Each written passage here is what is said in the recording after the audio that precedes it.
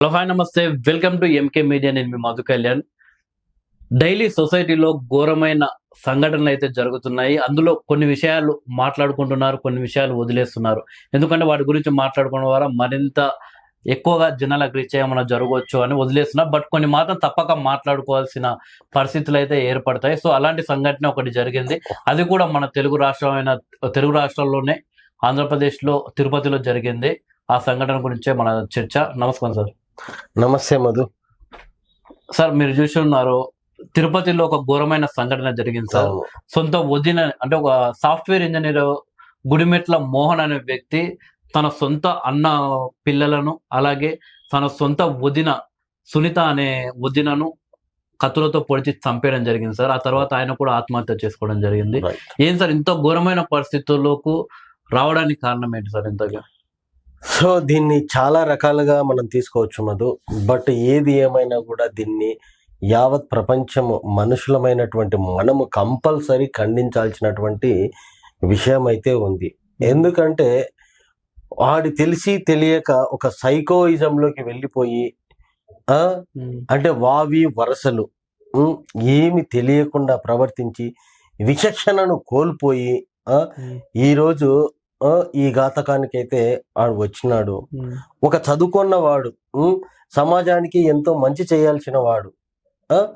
So ఇలా చేయడం అన్నది చాలా బాధాకరం. చచ్చిపోతే వాడు చచ్చిపోవాలి కానీ వాడితో పాటు ఇంతమందిని అది ఒక కరుడుగట్టిన నేరస్తుడిలాగా చేయడం అన్నది ఇంకా ఎవరు కూడా డైజెషన్ చేసుకోలేని విషయము. అందులోనూ తిరుపతి అంటే ఒక ఆధ్యాత్మికతకు ఒక మంచి పేరు. అక్కడ ఏది ఉన్నా కూడా ఒక పాజిటివ్ ఎనర్జీ ఉంటది. అక్కడ కూడా ఇలాంటి ఘోరాలు జరగడము అన్నది సహించలేము కూడా. ఎందుకు సార్ దీనికి ప్రధాన కారణం వచ్చేసి ఇష్టం లేని పెళ్లి చేసినందుకే అలా హత్య చేశారని ఒక వార్త అయితే వైరల్ అవుతుంది సార్. అందులో నిజమేంత అబద్ధమేంత తెలియదు. బట్ ఆ కారణంతో అంత చంపాల్సిన పరిస్థితి ఉందంటారా సార్ ఒకవేళ అదే నిజమైతే? సో అదే నిజమైతే ఆ కారణం చేత చంపవలసిన అంటే మేబీ దీనికి ఎన్ని రకాలుగైనా మనం తీసుకోవచ్చు. మేబీ ఇష్టం లేని పెళ్లి అన్నాడు అంటే వీనికి ఇష్టమైన వాళ్ళు వేరే వాళ్ళు ఉండొచ్చు, వాళ్ళని విడదీసి ఇంకొక పెళ్లి అయితే చేసినారు. బట్ ఆ పెళ్లి కూడా పెటాకులు అయింది. ఆ పెళ్లి కూడా 2019లో మ్యారేజ్ అయితే తర్వాత ఒక 1 year తర్వాత డైవర్స్ కూడా అయిపోయింది. డైవర్స్ అయిపోయినా కూడా మరి తన చుట్టుపక్కల ఉన్నటువంటి పరిస్థితులు కారణాలు కావచ్చు, లేకుంటే గనక తన జీవితంలో అన్ని కోల్పోయినాను అన్నటువంటి ఒక భావన కావచ్చు, లేకుంటే ఇంకా ఏదైనా ఆశ తగాదాలు కావచ్చు, మరి ఎన్నెన్నో కారణాలు. బట్ ఎన్ని కారణాలు ఉన్నా కూడా అది చంపుకునేంత కారణమై ఉండకూడదు అన్నది నేను చెప్పేది. అంటే ఇప్పుడు ఇష్టం లేని పెళ్ళి అంటే దాన్ని ఆన్సర్ ఏంటి సార్? ఇష్టం లేదు అమ్మాయి అన్నట్టే కదా సార్. ఇక జీవితంలోకి వచ్చిన అమ్మాయి ఇష్టం లేదు అన్నట్టే కదా, ఇష్టం లేని పెళ్ళి అట్లా కాదు. ఇప్పుడు అంటే ఇది సమయం కాదు మాట్లాడుకోవడానికి. ఇక్కడ ఎట్లా ఉంటది అంటే కనుక వాడు చదువుకున్నాడు, సాఫ్ట్వేర్ ఇంజనీర్, వాడు వేరే వాళ్ళని ఇష్టపడి ఉండొచ్చు, వేరే వాళ్ళకి ప్రామిస్ చేసి ఉండొచ్చు, నేను లైఫ్ లో నిన్ను తప్ప వేరే వాళ్ళని నేను పెళ్లి చేసుకోనని. అటువంటి సిచ్యువేషన్ లో ఈ పేరెంట్స్ ఫోర్సబుల్ గా పెళ్లి చేసి ఉండొచ్చు. అట్లా ఫోర్సబుల్ గా పెళ్లి చేయడం వల్ల కొంతమంది తీసుకోలేరు.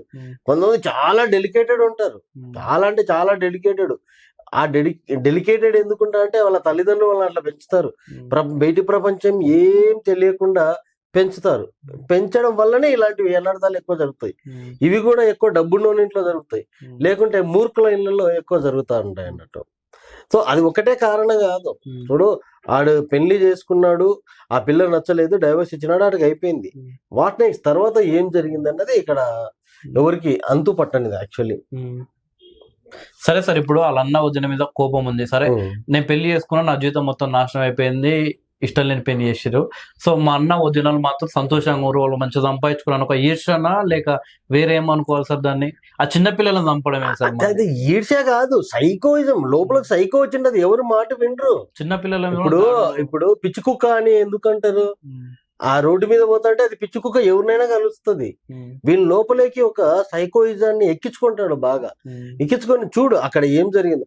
వాడికి ఒక తల్లిదండ్రులు ఉంటారు, వాడు సొంతం అన్న పరాయి వాడు కూడా కాదు.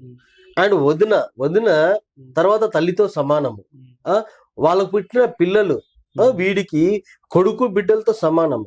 అంత రిలేషన్ అది, బ్లడ్ రిలేషన్, మళ్ళీ దగ్గర రిలేషన్ కూడా ఉంది. అటువంటి వాళ్ళను కూడా వాడు చంపేటప్పుడు కూడా అంత విచక్షణ అంటే కత్తులతో కోసి, ఇలాంటి వర్డ్స్ కూడా మనం అసలు మాట్లాడడానికే చాలా ఇబ్బందిగా ఉంది. అసలు అంత క్రూరత్వంగా మూర్ఖంగా చేసినాడు అంటే వాడు ఎంత మాయ అనే ఒక బాధలో ఉండి ఉండాలి. దానికి మాయ అనే ఒక బాధలోనే వాడు కొంచెమన్నా తెలివి ఉంటే గనక అట్లా చేయడు. సో తెలివి లేదు కాబట్టే నేను ఏదో చంపి నేను సాధిస్తానని చాలా మంది అనుకుంటా ఉంటారు. అది కాదు సార్. ఇప్పుడు ఎవరైతే హత్య చేశాడో ఆయన మీద ఎక్కువ ప్రభావం అంటే భయం కావచ్చు, లేకుంటే గౌరవం కావచ్చు, అలా అన్నది ఎక్కువ ఉంటది వదిన కన్నా. సో అలాంటిది వాళ్ళ అన్నను ఏం చేయకుండా వదిననే చేయడానికి కారణం ఏంటి సార్? ఎంత అట్లా కాదు. ఇది ఎట్లా ఉంటదంటే మధు, వీళ్ళందరూ కలిసి తల్లిదండ్రులు, అన్న, వదిన, వీళ్ళందరూ కలిసి నా జీవితాన్ని నాశనం చేసినారు. వీళ్ళేమో అంత హ్యాపీగా ఉన్నారు. సో వీడికి పెళ్ళాం ఉంది, పిల్లలు ఉన్నారు.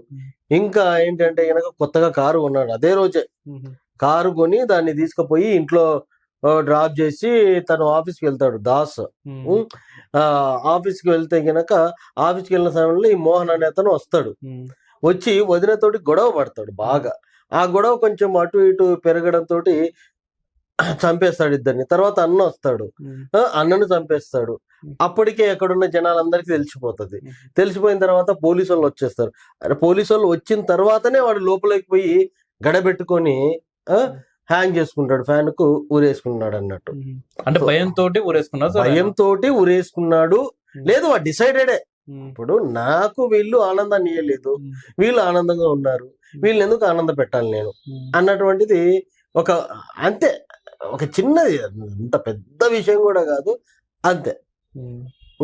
అది ఇంకా దాని గురించి ఎంత చెప్పినా కూడా వాడి స్థితిని మనము ఏది రిటర్న్ రాదు. ఇప్పుడు 3 నిండు ప్రాణాలను వాడి చేతులారా వాడు తీసినాడు రా అంటే గనక వాడికి సచ్చినా కూడా శిక్షలు వేయాలి.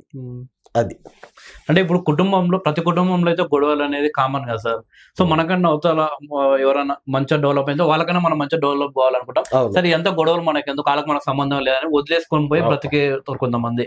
సో అలా కాకుండా ఇలాంటి సమాజానికి చాలా డేంజర్ కదా సార్ ఇలాంటివి జరగడం. అదే ఇలాంటి దరిద్రం నా కొడుకులలో ఎట్లా ఉంటారా అంటే గనక, నేను ప్రపంచానికి ఏదో ఒక మెసేజ్ ఇస్తున్నా అనుకుంటారు.